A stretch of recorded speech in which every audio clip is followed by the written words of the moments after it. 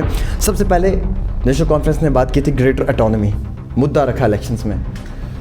उसके बाद self rule, वो वाला मुद्दा रखा। हालांकि उन दोनों का अभी तक कोई भी आवाम के पास या आप लोगों के पास कोई रिकॉर्ड नहीं है कि क्या हुआ ऑटोनॉमी का, सेल्फ रूल का क्या हुआ। अब तीसरा मुद्दा इलेक्शंस में बना लिया इस बारी जनाब 370 और 35 से।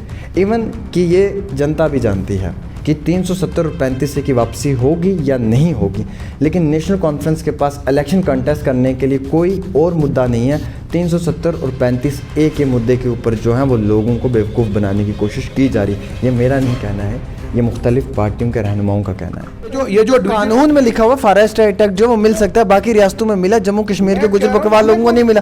आप बोलोगे यहाँ पे कि हम पहाड़ी और गुजर को साथ में रखेंगे, लॉजिक जवाब ही नहीं है। क्यों नहीं साथ रखेंगे हम? मैं चाहता हूँ साथ रहें। हमारा बॉर्डर एरिया है, हमारा पहाड़ी इलाका है, वहाँ वो तो मिलना चाहिए ना मिनॉरिटी। कहाँ नहीं मिला? आज तक कहाँ नहीं मिला? फॉरेस्ट अटैक का हक क्यों नहीं मिला गुजर बकरवालों को? आप पूरी तरीके से इसमें अपडेट नहीं हो।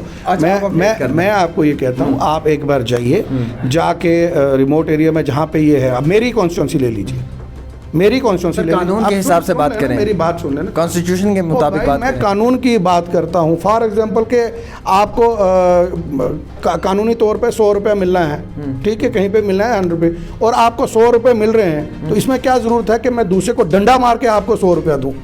किस दूसरे को डंडे की बात? दूसरी जो साथ में बरादरी है उनको भी तो साथ चलाना है। गुजरों के लिए बना है ना सर, उसमें दूसरी बरादरी कहाँ से जमा कर रहे हो? गुजरों के लिए बना है, मैं उस पर मैं पूरा इत्फाक कर रहा हूँ। लेकिन वो जो एक्ट है, वो एक्ट उन रियासतों में इम्प्लीमेंट किया जहाँ की डेमोक्रेसी और जहाँ की कंडीशन है कि ये लोग डाउन ट्रेडन लोग हैं। वो बहुत सुन लो, ये उन रियासतों में इम्प्लीमेंट किया गया जहाँ पे ज़मीनी हालात और हैं, और जम्मू कश्मीर के ज़मीनी हालात और हैं।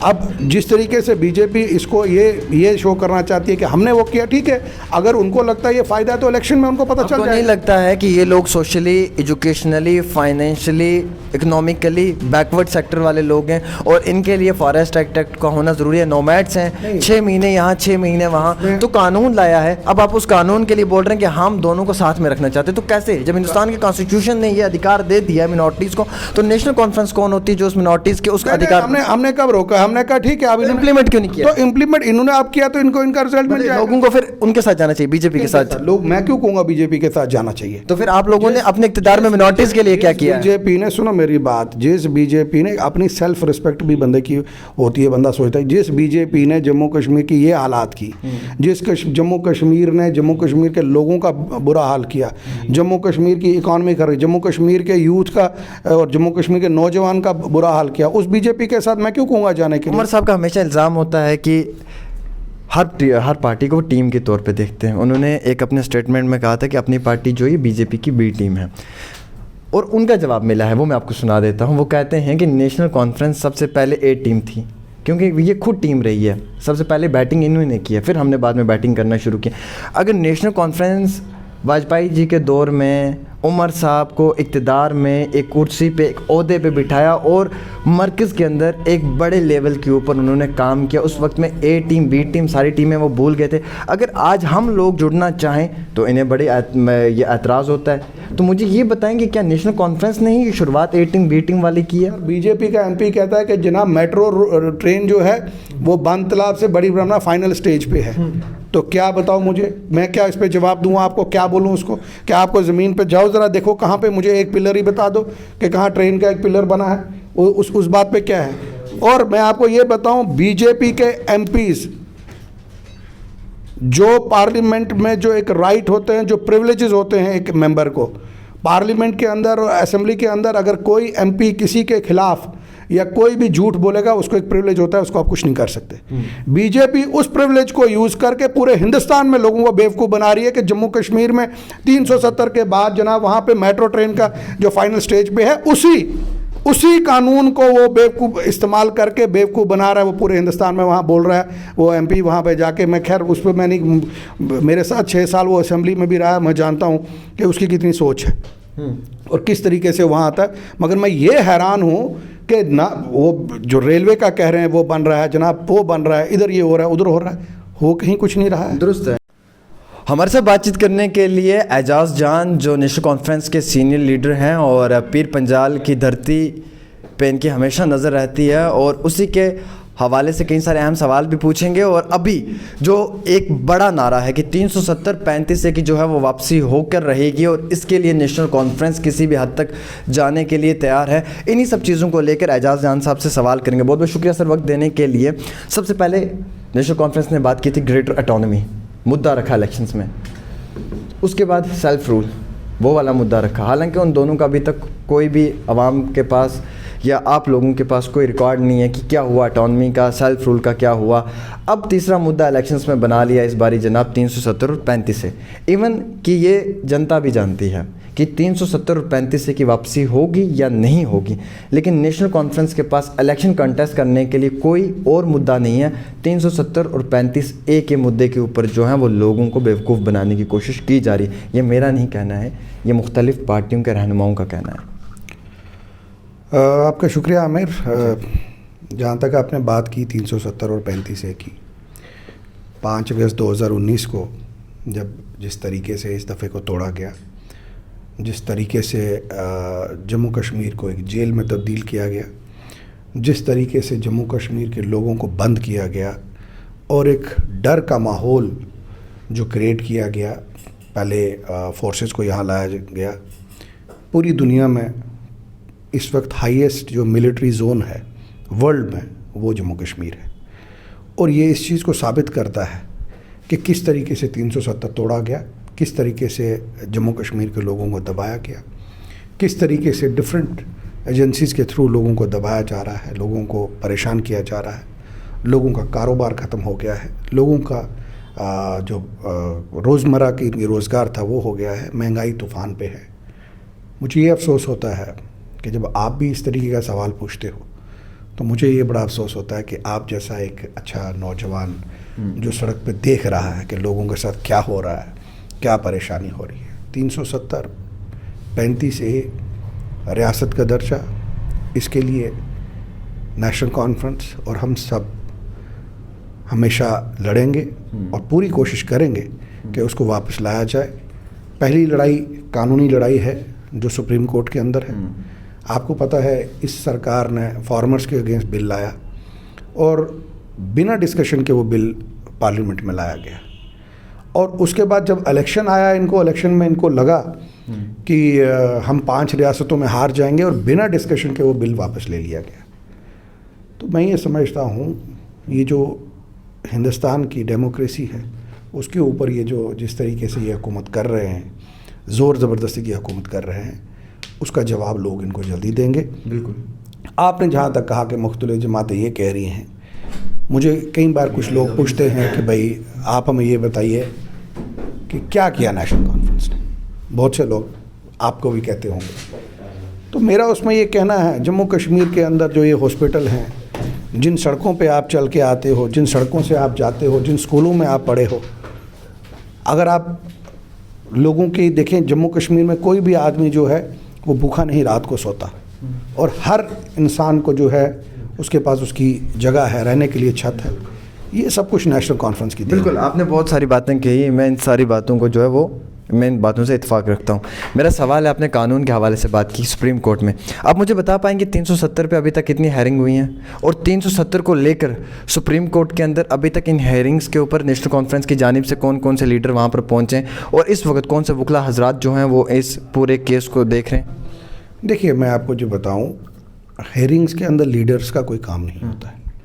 हमारा काम है वहाँ पे जो हमारे रिप्रेजेंटेटिव हैं, हमारे जो एडवोकेट्स होते हैं, हमारे एक रिटायर्ड MP हमारे जज हैं, वो इनको पर्सनली मॉनिटर कर रहे हैं। लीगल जो सेक्शन होता है वो उसमें होता है, और वो बाज़ाब्ता जो है वहाँ पे वो लड़ाई, कानूनी लड़ाई लड़ रहे हैं। कितनी हेयरिंग्स अभी तक हुई हैं? देखिए, अभी तक आगे उन्होंने टाइम दिया नहीं है, अभी तक हेयरिंग जो उन्होंने टाइम दिया नहीं आगे, ताकि उसमें बात है। अब हमें उम्मीद है सुप्रीम कोर्ट जल्दी, क्योंकि पहले कोविड के लेते हुए थोड़ा इसमें डिले हुआ, हमने बार बार हमने गवर्नमेंट ऑफ इंडिया से भी अपील की और सुप्रीम कोर्ट में भी अपील की कि जल्द से जल्द इस केस को सुना जाए। आप कौन से वकील हजरात हैं इसमें? मैंने आपको बताया, इसको खुद जो मॉनिटर हमारे रिटायर्ड जज हैं, MP हैं, वो उसको खुद मसूद साहब जो है उसको देख रहे हैं।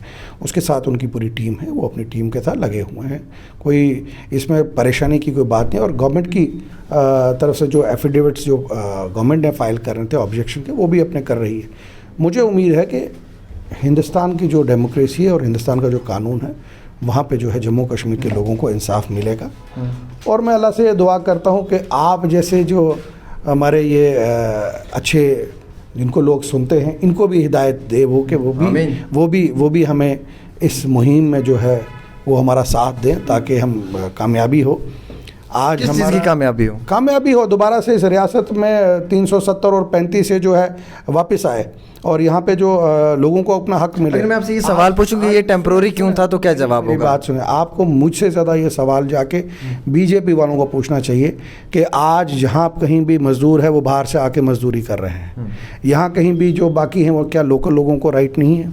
इस तरीके का माहौल इस हिंदुस्तान के अंदर बना दिया गया है कि आज खुद आमिर यहाँ से अगर जाके दिल्ली यूपी में काम करना चाहे तो वहाँ पे नहीं कर सकते आप। जान साहब, वो तो तरक्की की बात है, मैं तरक्की पे बात नहीं करूंगा। मेरा मुद्दा आज 370 और 35 है। मैं वही शुरुआत आपको बता रहा हूँ। जम्मू कश्मीर के लोगों को तंग किया गया रहा है। हमारे लोग जो यहाँ से बाहर मजदूरी करने जाते थे, लेबर का काम करते थे, आज उनको काम नहीं करने दिया जा रहा है। आज वो परेशानी है। मैं आपको ये अपील करूँगा कि आपको भी इन मसलों को हाईलाइट करना चाहिए। जिस तरीके से फार्मर्स के मसले में पूरे पंजाब का मीडिया हो, लोग हों, सब एक यूनिट में खड़े हुए, तभी उनको जाके वहाँ कामयाब। मुझे ये बताएं, आप हमें थोड़ा सा ये समझाएं कि जो 370 और 35 है जिसके लिए कह रहे थे कि टेम्प्रोरी है और फाइनल डिसीजन आने वाला था, मुझे बताएं टेम्प्रोरी किस बुनियाद पे था और फाइनल डिसीजन की जो बात फारूक साहब ने मेरे इंटरव्यू में की थी वो क्या थी, वो मैं अभी तक नहीं समझ पाया। देखिए मेरी बात सुने, अब आपको समझने के लिए उसके लिए पूरा स्टडी करनी पड़ेगी। अब थोड़ा मेरे बताने से नहीं, जब जम्मू कश्मीर जो हमारी, आप क्यों नहीं बताएंगे? मैं बता रहा हूँ आपको, क्योंकि आप मुझे कहते हो कि भाई 40 साल की हिस्ट्री में आपको 5-10 मिनट के इंटरव्यू में बता दूँ, वो कहाँ से आपको बताऊँगा? वो तो मैं नहीं बता सकता 5-10 मिनट में आपको कि मुझे पूरी हिस्ट्री। इतना आपको बताऊँगा, जब हिंदुस्तान आज़ाद हुआ 2 रियासतों में परेशानी थी, एक हैदराबाद में और एक जम्मू कश्मीर में। हैदराबाद में ये थी कि वहाँ पे जो पॉपुलेशन ज़्यादा थी वो पॉपुलेशन थी हिंदू कम्युनिटीज़ की ज़्यादा, लेकिन वहाँ पे जो राजा था वो मुस्लिम था। वहाँ पे उन सब ने जब किया वो सब इंडिया के सब मर्ज। जम्मू कश्मीर में ये प्रॉब्लम थी कि जम्मू कश्मीर के राजा जो था वो हिंदू कम्युनिटी का था, लेकिन पॉपुलेशन जो थी मेजॉरिटी मुस्लिम थी। उस वक्त लोगों ने ये फैसला, अगर ये करते यहाँ के लोग, ये पाकिस्तान के साथ जाते तो ये कहते कि अगर मुस्लिम मुल्क के साथ जाना है तो वहाँ जाते, लेकिन वो मुस्लिम उस मुल्क में नहीं गए, वो हिंदुस्तान के साथ आए। हिंदुस्तान के साथ इसलिए आए कि डेमोक्रेसी को देख के, हिंदुस्तान के आइन को देख के, हिंदुस्तान के अंदर जो उस टाइम के रूलर थे उनको देख के, हिंदुस्तान के टेम्परेरी देखा। आप ये चाहते हैं कि मैं कोई ऐसा आपको बात बोलूं जो आपको बात मिले, लेकिन मैं आपको ये बताऊं, आपको मेरे सवाल पे नहीं जा रहे जान साहब, मैं आपके बहुत दिल से कोई करता हूं, बहुत मेरी मैं आपको बता रहा हूं, लेकिन सवाल पूछना है मुझे। तो सवाल पूछिए, मैं कब मना कर। टेम्परेरी कोई, देखो मैं आपको एक बात, टेम्परेरी नाम का कोई लफ्ज़ नहीं है। जो ये हमारा सेशन जब हुआ है, इसके बाज़ाब्ता 3 कागज़ बने। एक कागज़ जम्मू कश्मीर की गवर्नमेंट के पास, एक गवर्नमेंट ऑफ इंडिया के पास, और एक कागज़ यूनाइटेड नेशन में पड़ा हुआ है। फाइनल क्या वो कागज़ गलत था? नहीं, इसका फाइनल डिसीजन आया था 370-35। मैं कह रहा हूँ, क्या वो यूनाइटेड नेशन का कागज़ को आप चैलेंज करते हो? मैं कहता हूँ फाइनल डिसीजन आया था 370-35 का। मैं बता रहा हूँ, आपकी बात में ये लग रहा है कि आप चाहते हो कि जो बीजेपी एजेंडा इम्प्लीमेंट करना चाहती है, आप उसको यहाँ सोचते हो कि वो उसको मैं करूँ। जो कागज़ है, सुने मैं बता, नेशनल कॉन्फ्रेंस की बात है आज की आपकी बात कर रहा हूँ, मैं आपके पास्ट पे नहीं कर रहा हूँ। मैं आपको ये बताना चाहूँगा कि हिंदुस्तान का पहला जो प्राइम मिनिस्टर थे नेहरू, उसने कश्मीर में आके लाल चौक में तकरीर करके बोला, ठीक है। उस पर भी अगर आप यकीन नहीं करोगे, यूनाइटेड नेशन के अंदर जो कागज़ पड़ा हुआ है जिसके ऊपर सब लिखत है, उस पर भी आप यकीन नहीं करोगे, तो फिर मैं क्या बताऊँ? वो तो डिसीजन की बात की थी जान साहब। वो तो अपने मानने की बात है कि आप, फाइनल डिसीजन ये था कि उस टाइम उन्होंने कहा था कि भाई रेफरेंडम होगा बाद में, जब हालात ठीक होंगे तो करवा लो रेफरेंडम। कौन मना कर रहा है? मैं तो कहता हूँ करवा लो रेफरेंडम, अगर आप कराना चाहते हो वो करवा लो। जो उस कागज़ में ये लिखा था कि भाई जब हालात ठीक हो जाएंगे, सबको नॉर्मल हो जाएगा, तो यहाँ पे जम्मू कश्मीर के लोगों की मर्ज़ी होगी वो क्या चाहते हैं। तो उन्होंने उसमें उस कागज़ में लिखा है कि रेफरेंडम अगर करवाना पड़े वो भी होगा, तो करवा ले। आज बीजेपी की गवर्नमेंट करवाना चाहते करवा ले। अच्छा, हमेशा लोगों को फैसला करने से लोग कहाँ जाना चाहते हैं। बिल्कुल, उमर साहब का हमेशा इल्ज़ाम होता है कि हर पार्टी को वो टीम के तौर पे देखते हैं। उन्होंने एक अपने स्टेटमेंट में कहा था कि अपनी पार्टी जो ये बीजेपी की बी टीम है, और उनका जवाब मिला है, वो मैं आपको सुना देता हूँ। वो कहते हैं कि नेशनल कॉन्फ्रेंस सबसे पहले ए टीम थी, क्योंकि ये खुद टीम रही है। सबसे पहले बैटिंग इन्होंने की है, फिर हमने बाद में बैटिंग करना शुरू किया। अगर नेशनल कॉन्फ्रेंस वाजपेयी जी के दौर में उमर साहब को इक़्तिदार में एक कुर्सी पे, एक ओहदे पे बिठाया और मरकज़ के अंदर एक बड़े लेवल के ऊपर उन्होंने काम किया, उस वक्त में ए टीम बी टीम सारी टीमें वो भूल गए थे। अगर आज हम लोग जुड़ना चाहें तो इन्हें बड़े ये एतराज़ होता है। तो मुझे ये बताएंगे क्या नेशनल कॉन्फ्रेंस ने ही शुरुआत ए टीम बी टीम वाली की है? किसको एतराज़ है? वो जहाँ जुड़ना चाहें वो किसने रोका हुआ है? तो फिर आप क्यों कहते हैं बीजेपी की बी टीम है? मैं अल्ताफ़ बुखारी साहब का एक बयान मैंने काफ़ी देर पहले सुना। उन्होंने महबूबा जी के लिए कहा कि जनाब ये महबूबा जी अब हमें बताएगी जो बीजेपी की गोद में बैठी हुई थी। तो वो ये भूल गए जब वो गोद में बैठी थी तो ये भी उसी टीम में थे। हमने उस वक्त भी इनको चिल्ला चिल्ला के बोला कि आप बीजेपी के साथ हुकूमत ना बनाइए, ना बनाइए, ना बनाइए, हम आपको बाहर से सपोर्ट करेंगे। उस वक्त इन्होंने कहा कि जनाब ये झूठ बोल रहे हैं, ये लिखित भेजें। हमने लिखित गवर्नर को भेज दिया कि अनकंडीशनल सपोर्ट। इन्होंने हमारी बात नहीं मानी, इन्होंने जाके बीजेपी के साथ गवर्नमेंट मिलाई और इन्होंने ही जब वहाँ पे करके सारा। और आज मुझे कहने की ज़रूरत नहीं है, ये आप भी जानते हो, बच्चा बच्चा जानता है कि ये जो अपनी पार्टी है ये किसकी टीम है। मैं अपने नेशनल कॉन्फ्रेंस किसकी टीम थी? मैं अपने मुंह से नहीं कहूँगा कि वो किस टीम है, किसकी तरफ क्या है। ये बीजेपी के उनके अपने लोग कश्मीर में तकरीर करके कह रहे हैं कि भाई आपके वीडियो आपने सुना है। मैं तो हैरान हूँ आप उस पर बात नहीं करके यहाँ नया टॉपिक लेके आए हो। अगर बीजेपी का एक रिस्पॉन्सिबल ओहदेदारान ये कहता है कि जी अपनी पार्टी हमारी बीजेपी की टीम है, तो मैं उसमें क्या जवाब दूं आपको? ये आप जाके रविंदर राणा को सवाल पूछिए कि भाई आपके, एक मिनट, मेरा एक आपसे सवाल है। आप एक रविंदर राणा से जाके सवाल पूछिए कि आपके पार्टी का या तो उसके ऊपर कोई एक्शन लेंगे, उसको पार्टी से निकाल दें। आपके पार्टी का एक जिम्मेदार शख्स ये कहता है और वो मीडिया में कहता है कि जनाब अपनी पार्टी जो है वो बीजेपी का एक पार्ट है, वो हमारी टीम है, वो आ गए हमारे साथ। मैं इसमें क्या कहूँगा? मेरा इसमें क्या बन रहा? मैं तो अपनी पार्टी की बात कर सकता हूँ। नेशनल कॉन्फ्रेंस इक़्तिदार में उनके साथ जुड़ा, उस वक्त में ए बी टीम तो ये भी थी ना। देखिए नेशनल कॉन्फ्रेंस जब उस वक्त इनके साथ एक अलायंस हुआ वो जम्मू कश्मीर की तरक्की के लिए था, लेकिन हम अपने प्रिंसिपल्स पे पूरे खड़े रहे। हमने अपने प्रिंसिपल्स को कभी के लिए नहीं है। सुने ये तरक्की के नहीं। आज 370 तोड़ने के बाद, जम्मू कश्मीर का तबाही करने के बाद, जम्मू कश्मीर के नौजवान का मैं आपको ये कहना चाहूँगा, कोई आपको नहीं कहेगा, जम्मू कश्मीर का एक एक मुलाजम वो नीचे 4th क्लास से लेकर टॉप ब्रास तक है, आज वो परेशान है। उनकी सर्विसेज परेशान है। जिस तरीके से यहाँ पे रूल किया जा रहा है, आप मैंने तो यहाँ तक भी सुना है कि भाई ऑर्डर बन के आता है और ऑफिसर के आगे रखा जाता है कि इस पे दस्तखत करो। इस किस्म के हालात हैं। आज जो ज़मीनें जो लोगों को शेख साहब ने जो लैंड टू टिलर के तहत लोगों को ज़मीनें दी गई, आज उन ज़मीनों को रेड इंक में पहले कन्वर्ट किया गया। आप अगर सुनना चाहते हो, नेशनल कॉन्फ्रेंस ने कभी कंप्रोमाइज़ नहीं किया। फूड सिक्योरिटी बिल 2012 में आया, 2012 में हमारी हुकूमत थी। 2012, 13, 14 3 साल हमने वो food security bill Jammu Kashmir में लागू नहीं किया। हमने जम्मू कश्मीर में वो बिल नहीं लाया। क्यों नहीं वो बिल लाया? क्योंकि फूड सिक्योरिटी बिल लाने के लिए जम्मू कश्मीर के अंदर 3 कैटेगरीज थी, APL, BPL, AAY। उस बिल को लाने से APL जो है वो उस जुमरे से निकल जाता है बाहर। 50% मेजॉरिटी उस अकाउंट से निकल गई।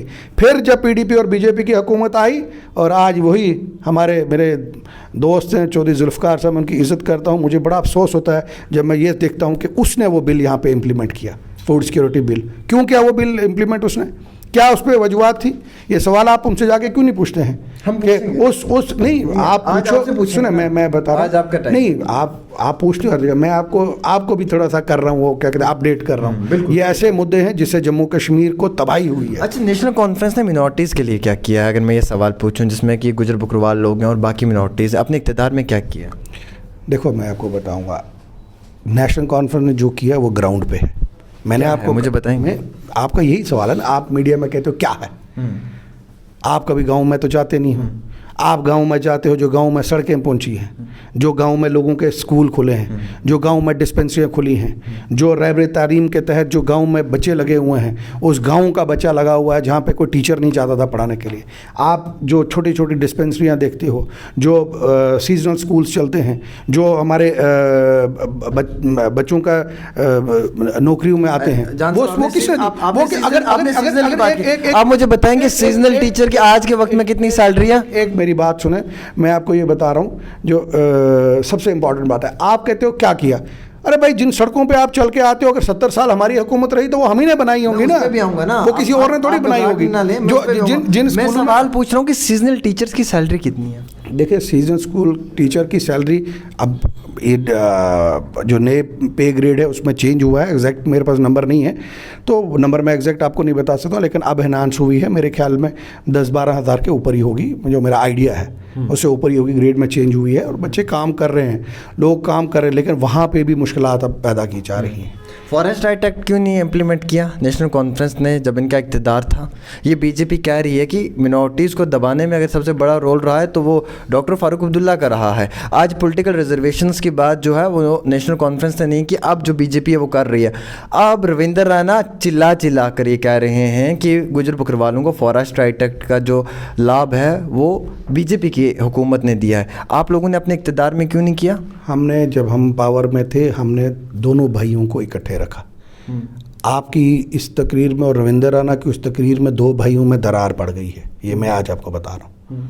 जो गांव में वहाँ पे रहते थे, वहाँ गुजर बरादरी हो, पहाड़ी हो, कोई भी हो, वो इकट्ठे जाके रहते थे। आप मेरा जो गांव है, जहाँ का मैं रहने वाला हूँ, मैं आपको ये बताऊँ, सबसे ज़्यादा जो गुजर बरादरी के लोग वहाँ जाते हैं, और हमने आज तक कभी उनको ना किसी को रोका ना कुछ किया गया। आज वहाँ पे ये कहा जाए कि भाई ये हमने किया है, ये आपस में बरादरियों को डिवाइड करने का रूल है, बीजेपी की पॉलिसी है डिवाइड एंड रूल। बाकी स्टेट्स में तो लागू हो चुका है ना सर, आपको इल्म होना चाहिए कब लागू हुआ। मैं कहता हूँ जब किसी चीज़ का कहीं झगड़ा ही ना हो। आपको एक छोटी सी मिसाल देता हूँ, पिछली बार 2014 का इलेक्शन हुआ रजौरी पुंछ में, और यहाँ पे मेजॉरिटी में सवाल से मैं इस जवाब से सहमत नहीं हूँ, फॉरेस्ट राइट वाले जवाब से सहमत नहीं हूँ। मेरी बात सुने, मेजॉरिटी ऑफ लोग जो हैं वो गुजर बरादरी के एमएलए जीते, यहाँ पे जीते ना, इसका मतलब है दोनों बरादरियों में आपस में इत्तेफाक था, उन्होंने एक दूसरे को वोट किया। जब कहीं झगड़ा ही नहीं है, हम झगड़ा क्यों बनाएंगे? अब ये जो कानून में लिखा हुआ फॉरेस्ट राइट एक्ट जो वो मिल सकता है, बाकी रियासतों में मिला, जम्मू कश्मीर के गुजर बकरवाल लोगों को नहीं मिला। आप बोलोगे यहाँ पे कि हम पहाड़ी और गुजर को साथ में रखेंगे, लॉजिक जवाब ही नहीं है। क्यों नहीं साथ रखेंगे? हम, मैं चाहता हूँ साथ रहें, हमारा बॉर्डर एरिया है, हमारा पहाड़ी इलाका है, वहाँ वो तो मिलना चाहिए ना मिनॉरिटी। कहाँ नहीं मिला? आज तक कहाँ नहीं मिला? फॉरेस्ट राइट एक्ट का हक क्यों नहीं मिला गुजर बकरवालों को? आप पूरी तरीके से इसमें अपडेट नहीं हो। मैं आपको ये कहता हूँ, आप एक बार जाइए, जाके रिमोट एरिया में जहाँ पे ये है, अब मेरी कॉन्स्टिट्यूंसी ले लीजिए, मेरी कॉन्स्टिट्यूंसी ले लीजिए, कानून के हिसाब से बात करें, मेरी बात सुन लेना, कॉन्स्टिट्यूशन के मुताबिक बात करें। मैं कानून की बात करता हूँ। फॉर एग्जांपल के आपको कानूनी तौर पे 100 रुपये मिलना है, ठीक है, कहीं पे मिलना है 100 रुपये, और आपको 100 रुपये मिल रहे हैं, तो इसमें क्या जरूरत है कि मैं दूसरे को डंडा मार के आपको 100 रुपया दूँ? किस दूसरे को डंडे की बात? दूसरे जो साथ में बरादरी है उनको भी तो साथ चलाना है। राइट एक्ट गुजरों के लिए बना है ना सर, उसमें दूसरी बरादरी को कहाँ से जमा कर रहे हो? गुजरों के लिए बना है, मैं उस पर मैं पूरा इत्फाक कर रहा हूँ, लेकिन वो जो एक्ट है वो एक्ट उन रियासतों में इंप्लीमेंट किया जहाँ की डेमोक्रेसी और जहाँ की कंडीशन कि ये लोग डाउन ट्रेडन लोग हैं। वो बहुत सुन लो, ये उन रियासतों में इंप्लीमेंट किया गया जहाँ पे ज़मीनी हालात और हैं, और जम्मू कश्मीर के ज़मीनी हालात और हैं।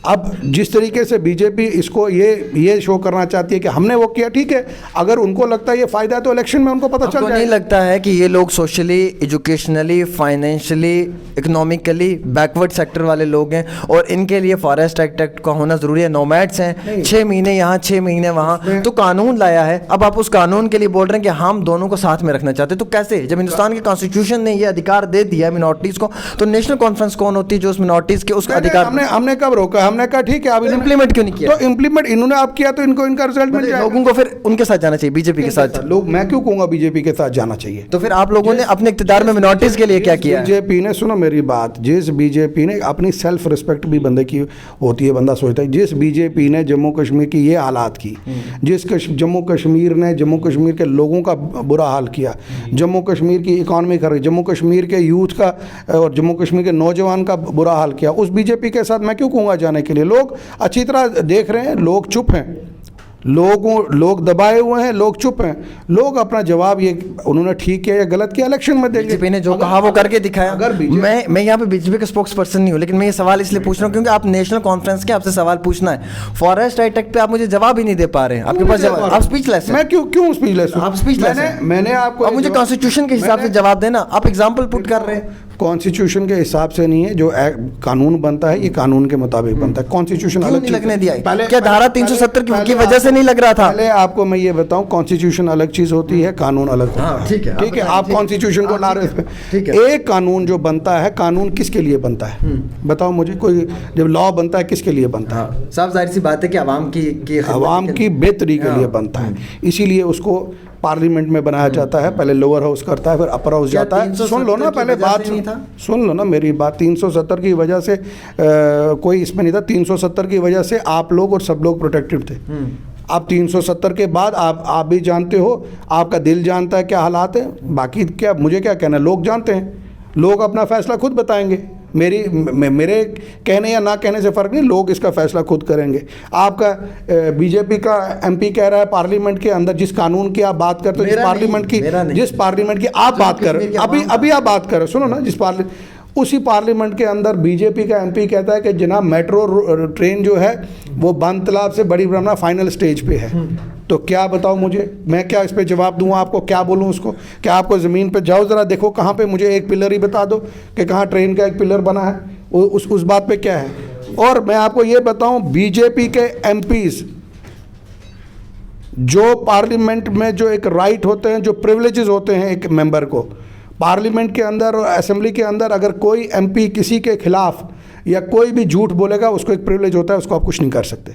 बीजेपी उस प्रिविलेज को यूज़ करके पूरे हिंदुस्तान में लोगों को बेवकूफ़ बना रही है कि जम्मू कश्मीर में 370 के बाद जनाब वहाँ पे मेट्रो ट्रेन का जो फाइनल स्टेज पे है, उसी कानून को वो बेवकूफ़ इस्तेमाल करके बेवकूफ़ बना रहा है। वो पूरे हिंदुस्तान में वहाँ बोल रहा है, वो एमपी वहाँ पे जाके, मैं खैर उस पर मैं नहीं, मेरे साथ 6 साल वो असेंबली में भी रहा है, मैं जानता हूँ कि उसकी कितनी सोच है और किस तरीके से वहाँ आता है। मगर मैं ये हैरान हूँ कि ना वो जो रेलवे का कह रहे हैं वो बन रहा है जनाब, वो बन रहा है, इधर ये हो रहा है, उधर हो रहा है, हो कहीं कुछ नहीं रहा है। दुरुस्त है। चलिए मेरा आखिरी सवाल है, बीजेपी का एजेंडा था और ये उनका एक मैनिफेस्टो में भी था कि 370 को हटाना है, ट्रिपल तलाक जैसी जो चीज़ें हैं इनको जो है वो कानून के अंदर ला के उनमें तरमीम करनी है, अमेंडमेंट लानी है, और फिर राम मंदिर का था। किसान बिल कोई उनका एजेंडा नहीं था, कोई उनके मैनिफेस्टो में नहीं था। ये तो फिर बाद में उनकी एक सोच बनी तो उन्होंने वो बना दिया, लेकिन वो कहते हैं हम अपने एजेंडे पे पक्का जो है वो खरा उतरेंगे, तो उन्होंने 370 को हटा दिया। अब नेशनल कॉन्फ्रेंस कह रही है कि जनाब उन्होंने देखी जी किसान लॉ लाया और वो वापस ले गए, रिपील कर दिया इस कानून में। तो वो कह रहे हैं हमने ये जो रिपील किया ये इस वजह से क्योंकि हमारा कोई एजेंडा और हमारे मैनिफेस्टो में नहीं था। 370 हमारे मैनिफेस्टो में भी था, एजेंडे में भी था, हमने अपना एजेंडा पूरा किया। नेशनल कॉन्फ्रेंस के कानून से निकाल दो ये बात कि बीजेपी जो अपना मैनिफेस्टो एजेंडे में जो चीज़ रखती है वो करके दिखाती है। उसकी मिसाल जो है वो आपने देखी होगी कि राम मंदिर, ट्रिपल तलाक। देखिए बीजेपी ने जो अपने मैनिफेस्टो में रखा या क्या किया, ये बीजेपी की पार्टी जाने, और जो उन्होंने काम किए वो हिंदुस्तान की आवाम जो है उसका जवाब उनको देगी। वो मैं उनको नहीं दे सकता, वो उनको जब इलेक्शन आएगा उसमें लोग फैसला करेंगे कि जो उन्होंने एजेंडे किए, काम किए, वो ठीक किए नहीं। एक हेट पॉलिटिक्स पूरे हिंदुस्तान में अभी चल रही है। आए दिनों लोग मारे जा रहे हैं, किसी को डंडों के साथ पीट के मारा जा रहा है, कहीं कुछ किया जा रहा है, पुलिस वाले जो हैं वो लोगों पे अत्याचार कर रहे हैं। कोविड में पहली बार पूरी दुनिया में हुआ कि आपने देखा कि जो गरीब लोग मरे उसमें कोविड में, उनकी लाशें जो हैं वो गंगा में और पानी में तैरती हुई नज़र आई, वहाँ बही। ये बीजेपी की तरक्की है। आज बीजेपी कहती है कि वो डेवलपमेंट का सारा एजेंडा छोड़ के हमारी इकॉनमी कहाँ पे है कंट्री की, ज़रा वो देखो। आप अपना प्लान बजट देखो कहाँ पहुँचा है। आपके जिस तरीके से हमारे क्या कहते हैं उसके फाइनेंस मिनिस्टर जो हमारी मैडम जी हैं, जिस तरीके से उनके बाल रात को काले थे सुबह सफ़ेद हो गए, उसी तरीके से हमारा जो हिंदुस्तान की इकॉनमी है वो भी सफ़ेद हो चुकी है। ये बात आपको माननी पड़ेगी कि इकॉनमी हमारी जो है बहुत बुरी हालत में है। जिस तरीके से हॉस्पिटलों की जो हालत है, एक छोटी सी एग्जांपल आपको दूं, 2014 में सीटी स्कैन की मशीन हमने पुंछ में लगाई। आज 2021 आ गया, मोदी साहब की डेवलपमेंट की इतनी है कि 7-8 साल में चलाने वाला आज तक नहीं आ सका वहाँ पे। वहाँ चलाने वाला नहीं है उस मशीन को। आपके यहाँ पे जितने हॉस्पिटल सारे डिफंग पड़े हुए हैं। आज लोग ये कहते हैं कि जनाब अगर किसी को बीमार हो गया, जनाब मेडिकल कॉलेज में नहीं जाना, क्योंकि जो उधर गया वो ज़िंदा वापस नहीं आया। ये भी तो एक सच्चाई है। आज पूरे हिंदुस्तान में इस तरीके से है। आप किसी भी काम का टेंडरिंग प्रोसेस का आप देख लो, टेंडरों में क्या हो रहा है। आपने डीडीसी के इलेक्शन कराए, इन्होंने कहा जनाब डीडीसी को पावर, डीडीसी को ये, डीडीसी वो ये झंडा चढ़ाएंगे, ये करेंगे वो करेंगे। उन डीडीसी की वो हालत है, वो अपने ब्लॉकों में भी छुप के जाते हैं, लोगों को जवाब नहीं दे सकते, फाइनेंशियल पावर ज़ीरो। आप यहाँ तक अब हैरान हो जाएंगे कि जो डीडीसी का हिस्सा थे, सुने डीडीसी के जो काउंसिल इन्होंने बनाई है, डीडीसी का हिस्सा थे ना, सुने ना मेरी बात सुने, डीडीसी के जो इन्होंने काउंसिल बनाई है, आप सुन के हैरान होंगे कि डीसी उसकी मीटिंग चेयर करता है, जबकि चेयरमैन को काउंसिल चेयर करनी चाहिए थी। यहाँ से आपको पता लगेगा। अच्छा, आपने डीडीसी की बात की ना, आप भी तो उसका हिस्सा थे। अगर आपको भरोसा नहीं था तो आपने क्यों डीडीसी का इलेक्शन कंटेस्ट करवाया? हमें डीडीसी पे भरोसा, उस पे भरोसा नहीं था, हमें ये था कि लोगों की आवाज़ वहाँ पे पहुँचाई जाए। हम आज भी वो आवाज़ पहुँचा रहे हैं, लेकिन काम ज़ीरो है, ज़ीरो भी तो वही आवाज़ पहुँचा रहे हैं। मैं आपको बता रहा हूँ, काम ज़ीरो है पूरी रियासत के अंदर। आप किसी भी डीडीसी को जाके पूछें, उसके एरिया में टेंडरों में बंगलिंग हो रही है, आप उनके कामों में कहीं कोई काम नहीं चल रहा है, सब के सब काम रुके पड़े हुए हैं। ये जो आप बीजेपी अपना कहती है काम क्या ये किया, बीजेपी कुछ नहीं। बीजेपी क्या करती है, जम्मू कश्मीर में आके कहती है हमने यूपी में तरक्की की, और यूपी में जाके कहते हैं जनाब जम्मू कश्मीर में हमने 370 तोड़ा। वो अब लोग अब समझ चुके हैं, लोग इसका जवाब उनको खुद देंगे। और जहाँ तक रहा, मैं अपना पर्सनल कहूँ, हम हमेशा ये चाहते हैं कि जम्मू कश्मीर की तरक्की होनी चाहिए, जम्मू कश्मीर के लोग आगे जाना चाहिए, लोगों की बढ़ोतरी होनी चाहिए, लोग जो है वो आगे जाना चाहिए, 370 वापस आना चाहिए, 35 से वापस। आपका दिल भी यही कहता है, मुझे, मैं जानता हूँ, लेकिन बोलने से डरते हो। डरते क्यों हो? आप अच्छी तरह जानते हो क्या हाल हो रहा है, जो बोलता है वो मरता है। तो इसलिए थोड़ा सा हम आपको भी, जितने भी लोग हैं, हम सबको मिलके, हमें कोई लड़ाई नहीं करनी है, हमें कोई प्रोटेस्ट नहीं करना, हमें किसी के खिलाफ नहीं बोलना है। हाँ, हमने अपनी बात पीसफुली जो है वो आवाम के आगे रखनी है, लोगों को रखें। लोग बहुत परेशान हैं। बिल्कुल दुरुस्त है। हमारे साथ बातचीत कर रहे थे एजाज जान साहब। इससे पहले नेशनल कॉन्फ्रेंस ने एक और स्टेटमेंट भी दिया था कि मोदी जी को अपने जो एक वादा किया था 15-15 लाख जो अकाउंटों में आने हैं। अब इलेक्शंस का दौर आ चुका है, तो जनता जानना चाहती है कि वो 15-15 लाख के अकाउंट में आए हैं, वो जो ब्लैक मनी की बात की गई थी। उन सब चीज़ों को लेकर बीजेपी को स्टैंड क्लियर करना चाहिए। ये एक लंबे अरसे से नेशनल कॉन्फ्रेंस की डिमांड भी रही है कि अब इलेक्शंस तो आ चुके हैं जनाब, हमें बताएं कि 15-15। बात मैं और आपको बताऊँ, आपने यहाँ कहा ए टीम बी टीम जो है, जम्मू कश्मीर की आवाम अच्छी तरह जानती है कौन सी पार्टी किसकी टीम में किसकी कहाँ पे है, और पर्दे के पीछे वो क्या कर रहे हैं, पर्दे के आगे क्या कर रहे हैं। मेरे को सफाई देने की ज़रूरत नहीं है, इंशाअल्लाह। वो तो जम्मू कश्मीर के लोग ये भी बेहतर जानते हैं कि लद्दाख हिल डेवलपमेंट काउंसिल में अलायंस किसका है, डोडा में अलायंस किसका है, वो तो आज की डेट में भी लोग जानते हैं। मैं जो आपको बात बता रहा हूँ, जम्मू कश्मीर के लोग अच्छी तरह से जानते हैं। ये आपको सुनो मैं बता रहा हूँ, ये आपको इसका रिजल्ट वहाँ देंगे। ये जो इधर उधर से पार्टियां घूम रही हैं, रात को पार्टियां बनती हैं, नेशनल कॉन्फ्रेंस को हमेशा दबाने के लिए आज खुद वो जो पहले पीडीपी में थे वो खुद एतराफ़ कर रहे हैं कि जनाब पीडीपी को बनाया गया नेशनल कॉन्फ्रेंस को तोड़ने के लिए। ये सारा जो जम्मू कश्मीर में खेल है, ये हमारी पार्टी को तोड़ने के लिए है, क्योंकि दिल्ली की सरकार भी जानती है कि जम्मू कश्मीर की जो आवाज़ है, जम्मू कश्मीर के लोगों का जो कॉन्फिडेंस है, जम्मू कश्मीर के लोग जो चाहते हैं वो नेशनल कॉन्फ्रेंस के साथ चलना चाहते हैं। नेशनल कॉन्फ्रेंस की बात, ये सारा खेल ही हमारे लिए ये कर रहे हैं। लेकिन आपके चैनल से मैं कहना चाहूँगा, आवाम जम्मू कश्मीर की अच्छी तरीके से जानती है। आने वाले वक्त में लोगों को कहूँगा, आप इनकी बात सुनिए सबकी, लेकिन जो आपका दिल कहता है उसका जवाब इनको ज़रूर आने वाले इलेक्शन में, चाहे फिर वो क्यों ना लद्दाख हिल डेवलपमेंट काउंसिल हो, वहाँ पे जिसकी अलायंस बनी हो उस पर भी नज़र रखें आप। डोडा के अंदर किसके साथ अलायंस हुई आप, उस पर भी नज़र रखें आप। और फिर इससे पहले किन एजेंडाज के ऊपर बात की है नेशनल कॉन्फ्रेंस ने, उस पर भी आप नज़र रखें। और साथ ही साथ अटल बिहारी वाजपेयी जी की सरकार में सबसे पहले आरएसएस की जमात के साथ किन किन लोगों ने अपने अच्छे ताल्लुकात बनाए हैं, किन लोगों ने जो है वो शुरुआत की, उस पर भी नज़र रखें आप। और ताहम इसके बाद अगर आपको कोई कमी पेशी समझ आए तो ये भी देख लें कि जो लोग पंचायत म्यूनसिपल इलेक्शंस के अंदर जो है वो इनकार कर देते हैं और फिर बाद में पावर में आने के लिए डीडीसी में या मुख्तलिफ इलेक्शंस के लिए हाँ कर देते हैं, उस पर भी नज़र रखें आप।